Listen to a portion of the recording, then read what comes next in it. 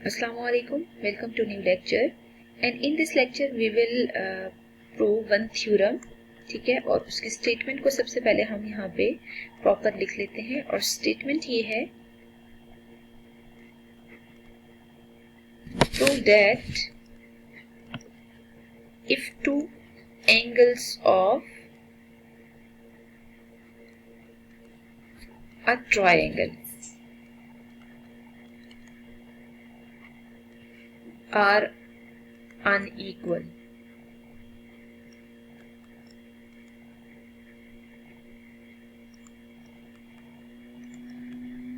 the side opposite to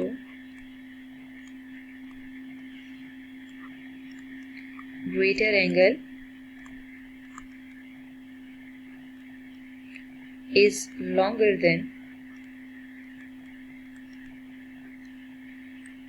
side opposite to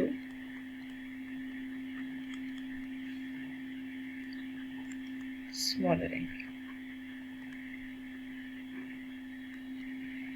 अब देखिए, इस थ्योरम के स्टेटमेंट को ना बेसिकली हमने अंडरस्टैंड करना है और फिर देखना है कि इससे रिलेटेड हम फिगर क्या ड्रॉ कर सकते हैं। ठीक है, तो देखिए पहले तो हमें ये केस क्लियर होना चाहिए कि हमें शेप क्या ड्रॉ करनी है। अगर हम फोकस करें तो यहाँ पे मौजूद है a triangle. A triangle means हमें जस्ट एक ट्रायंगल ड्रॉ करनी है। ठीक है, तो यहाँ पे हम ऐसा करते हैं, एक ट्रायंगल ड्रॉ कर लेते हैं। और जो आप ट्रायंगल ड्रॉ करेंगे उसकी दो साइड्स अनइक्वल होनी चाहिए। ठीक है, तो दो साइड्स अनइक्वल होने का मतलब ये है कि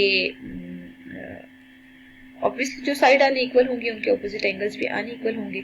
तो यहाँ पे हम मार्क कर देते हैं कि ये फिगर ए बी सी आ रही है। ठीक है, अच्छा अब देखिए, आपको यहाँ पे इस फिगर से रिलेटेड ये इंफॉर्मेशन गिवन है कि अगर हम इस शेप को देखते हैं, ठीक है, तो इसकी दो साइड्स जो है वो अनइक्वल हैं या दो एंगल्स अनइक्वल हैं। तो यहाँ पे ना एंगल मार्क कर लेते हैं जो अनइक्वल हैं। एंगल ए और बी के बारे में हम इंफॉर्मेशन दे देते हैं कि एंगल ए और बी अनइक्वल है।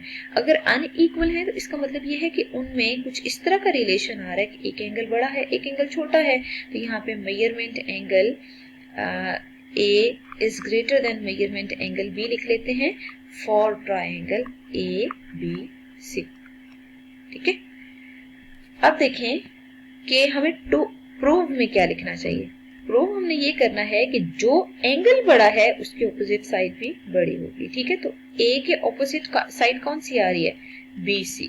ठीक है, बी सी ग्रेटर है मेजरमेंट ए सी से। ठीक है, क्योंकि हम ए और बी एंगल में रिलेशन लिख रहे हैं, मतलब मैं यहाँ पे अगर मार्क करूँ तो एक एंगल ये है और एक एंगल ये है, इन दोनों के बारे में बेसिकली हम इंफॉर्मेशन लिख रहे हैं। ठीक है, अच्छा अब देखें कि हमें कंस्ट्रक्शन में क्या करना चाहिए। तो सम टाइम ऐसा होता है कुछ थ्योरम्स में हमें कंस्ट्रक्शन करने की जरूरत नहीं होती, वो डायरेक्ट ही प्रूव हो जाते हैं। तो ये वाला थ्योरम भी इसी टाइप का है कि इसमें कंस्ट्रक्शन करने की जरूरत नहीं है, ये डायरेक्ट ही प्रूव हो जाएगा। ठीक है, तो उसके लिए हमें यहाँ बेसिकली किन केसेस को डिस्कस करना है, हम टू प्रूफ में बेसिकली स्टेटमेंट और रीजंस कंसिडर कर लेते हैं।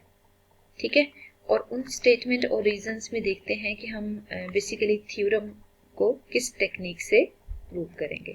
तो सबसे पहले देखें कि हम यहाँ पे ना कंसिडर कर लेते हैं, मतलब इन दो रिलेशंस में आपको याद होगा बी सी को हमने बेसिकली ग्रेटर प्रूव करना है ए सी से। ठीक है, तो हम जरा रॉन्ग सपोजिशन ले लेते हैं कि for example measurement B C equal नहीं है या ग्रेटर नहीं है। ठीक है, ग्रेटर नहीं है ए सी के। अगर ये ग्रेटर नहीं है तो इसका मतलब ये है कि दो तरह के केसेस यहाँ से एग्जिस्ट कर सकते हैं। द फर्स्ट वन इज कि आपके पास ये जो बी सी लेंथ आ रही है वो या तो इक्वल हो सकती है मेजरमेंट ए सी के। ठीक है, और सेकेंड केस हमारा ये होना चाहिए कि मेजरमेंट बी सी जो है वो लेस हो सकती है मेजरमेंट ए सी से।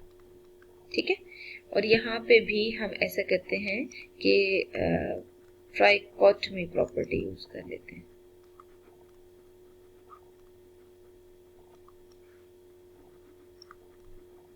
ठीक है, ट्राइकोटमी प्रॉपर्टी यही होती है कि जब दो हमारे पास रियल नंबर्स गिवन हो उनमें लेस, ग्रेटर या इक्वालिटी इन तीनों में से कोई एक रिलेशन होल्ड कर सकता है।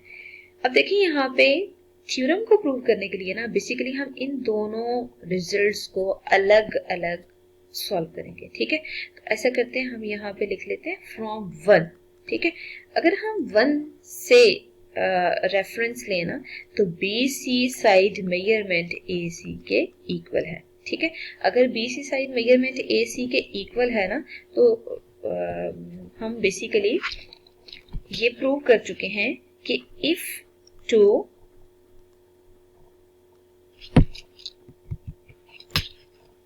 sides of triangle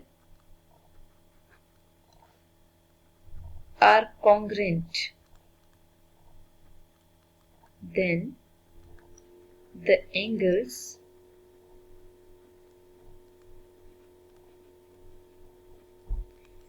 opposite to them are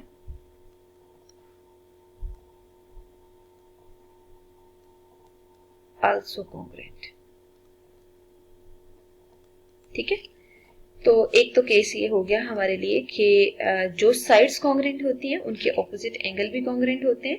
तो इस वजह से हम लिख सकते हैं कि measurement angle A should be equal to measurement angle B। क्या मतलब है इनके कहने का कि अगर BC साइड और AC साइड इक्वल है तो BC के ऑपोजिट ये वाला एंगल आ रहा है A और AC के ऑपोजिट B एंगल आ रहा है। तो मतलब जो साइड्स इक्वल होती हैं उनके ऑपोजिट एंगल्स भी इक्वल होते हैं। तो हमने यहाँ से ये रिजल्ट लिख लिया। बट आपको क्वेश्चन की स्टेटमेंट में गिवन है कि मेजरमेंट एंगल A और B अनइक्वल है, ठीक है। तो इट मींस हम ये रिजल्ट नहीं लिख सकते।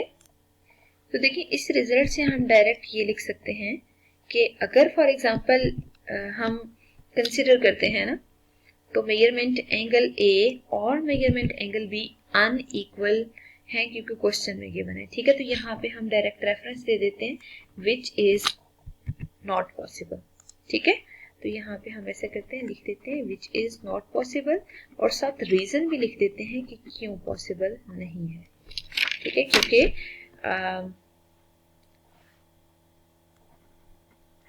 Contrary to given.